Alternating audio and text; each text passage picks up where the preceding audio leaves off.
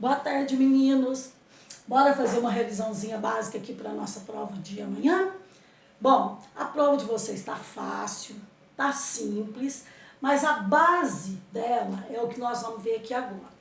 É muito importante que vocês vejam e revejam esse vídeo quantas vezes vocês acharem necessário e tirarem as dúvidas, certo? Para fazer uma prova legal para todo mundo em comédia, né? E ter valido a pena esse sacrifício de todos nós nesse período, né, de afastamento.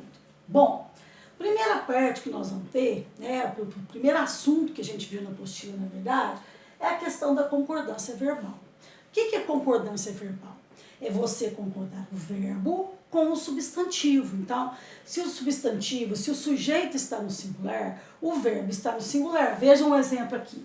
O menino tem dinheiro. Tem é singular, menino singular. Então, tá bonitinho. Mas se eu quero passar essa frase para o plural, é óbvio que vai ficar os meninos têm dinheiro. Né, mas o verbo ficou a mesma coisa? Não, faltou um detalhezinho aqui. Lembram-se que nós vimos que os verbos ter e vir, eu falo ele tem, eles têm, ela tem, elas têm. Mas no plural o verbo ter tem um acento circunflexo. Então, quando acontecer de ter um desses dois verbos aqui, nós vamos ver aqui que tem que tomar um cuidado maior. Mas concordância verbal é isso, você tem que observar se o núcleo do sujeito está no singular ou está no plural. Por exemplo, se eu disser assim, quer ver, olha, os discos de minha amiga aqui, por exemplo. Os discos de minha amiga aqui. Eu vou completar com está ou com estão. Observem que eu tenho um sujeito grande aqui que tem palavras no plural e tem palavras no singular. Mas para eu saber se o verbo usado vai ser no singular ou no plural, eu tenho que achar o núcleo do sujeito. Os discos de minha amiga aqui. O que é aqui? A minha amiga ou são os discos? Então, o núcleo é discos. Se o núcleo está no plural, eu uso está ou estão? Óbvio que eu vou usar estão. Então, quando você for completar uma frase, usar o verbo, você tem que observar a qual palavra ele se refere. Se essa palavra estiver no singular, verbo no singular. Se essa palavra for plural, com certeza verbo no plural.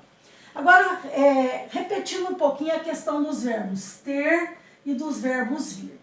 Quando eles estão na sua forma primitiva, tem ou vem, procedemos assim. No singular, ela tem ou ele tem, e no plural, elas têm ou eles têm. Pode ser, por exemplo, os meninos têm, as meninas têm, pode ser qualquer substantivo. Então, no singular, sem acento, no plural, com acento circunflexo. Tanto o tem quanto o vem.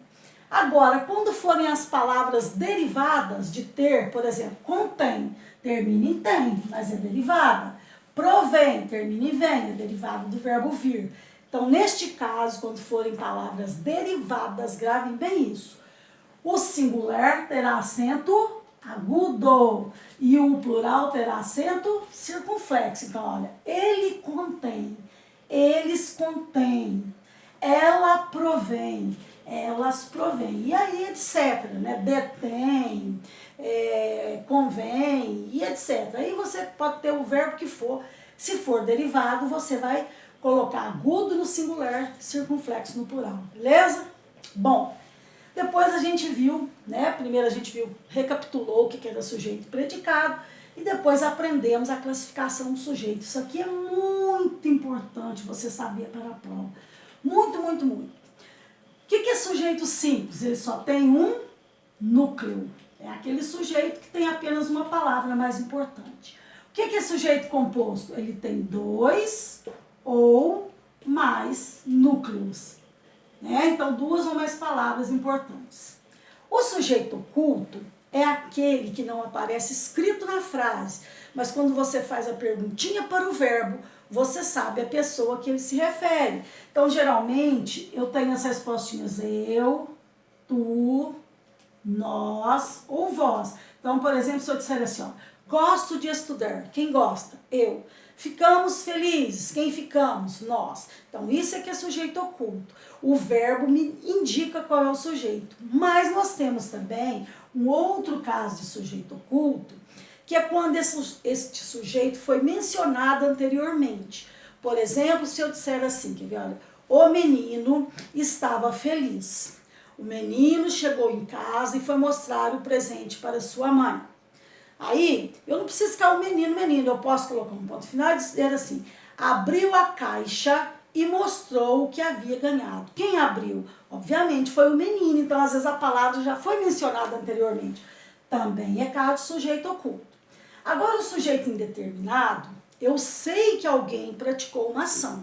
Eu sei que eu estou me referindo a alguém, mas eu não sei quem é esse alguém. Se eu disser assim, gritaram seu nome. Quem gritaram seu nome? Foram seus pais, foram seus colegas, foram eles ou foram elas. Então, quando você tem um verbo na terceira pessoa do plural e você faz a pergunta para o verbo, você tem as respostas eles ou elas, é sujeito indeterminado. E outro caso é quando você tem um verbo na terceira pessoa do singular mais o C. Estuda-se muito nesta escola. Estuda-se muito. Eu sei que alguém estuda, mas quem estuda? São os meninos, são as meninas, são todos os alunos, ou seja, eu não tenho como determinar, certo? Então, se você for lá no módulo que trata do sujeito, você vai encontrar todas as explicações. Aqui eu estou indo, assim, mais resumidamente, podem assistir aos outros vídeos que eu mandei para vocês, que isso aqui está tudo explicado, né? Então você vai ter muito material para estudar. E o que é o sujeito inexistente? É quando eu não tenho um ser a quem eu me refiro, né? Verbo haver no sentido de existir. Se eu disser assim, há flores no vaso. Existem flores no vaso? Então não tem um ser a quem eu me recorrer. Inexistente. Todo verbo que exprime fenômeno da natureza. Esfriou esta noite. Esfriou é um verbo, né? Fenômeno da natureza. Então, não tem sujeito, sujeito inexistente, ou às vezes oração sem sujeito, que é a mesma coisa. E os verbos que exprimem fenômeno da natureza, que exprimem tempo, referem-se a tempo. Então, são 8 horas, né? É um verbo que está referindo-se a tempo. Está quente neste quarto, refere-se a tempo. Tanto faz tempo cronológico quanto clima. São 8 horas, é cronológico.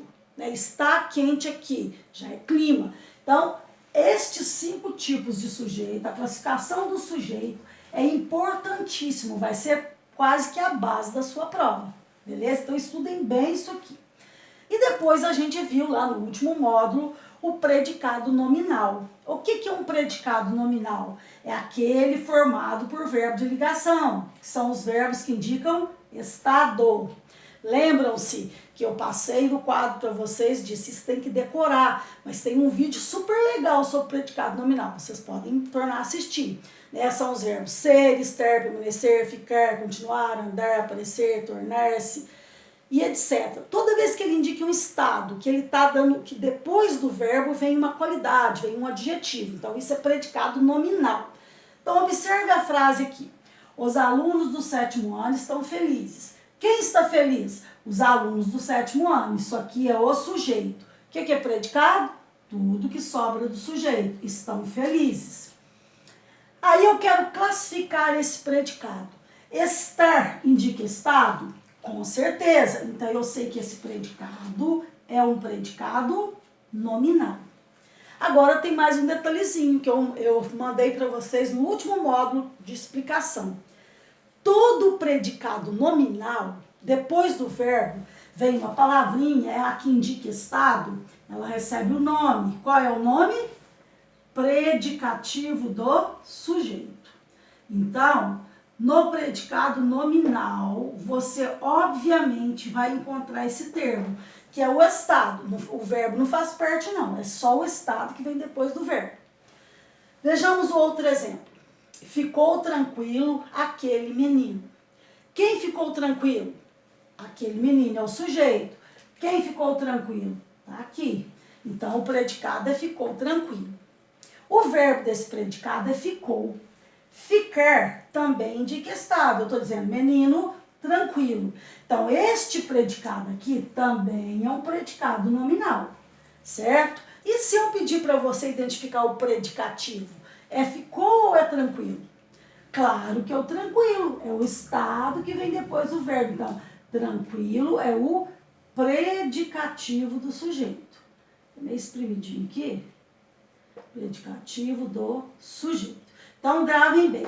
Predicado nominal, o verbo indica estado. São aqueles verbos de ligação que eu pedi para vocês decorarem. E depois do predicado nominal, vai vir um termo, né, que indicando o estado, dando qualidade ao sujeito, que nós chamamos de predicativo do sujeito.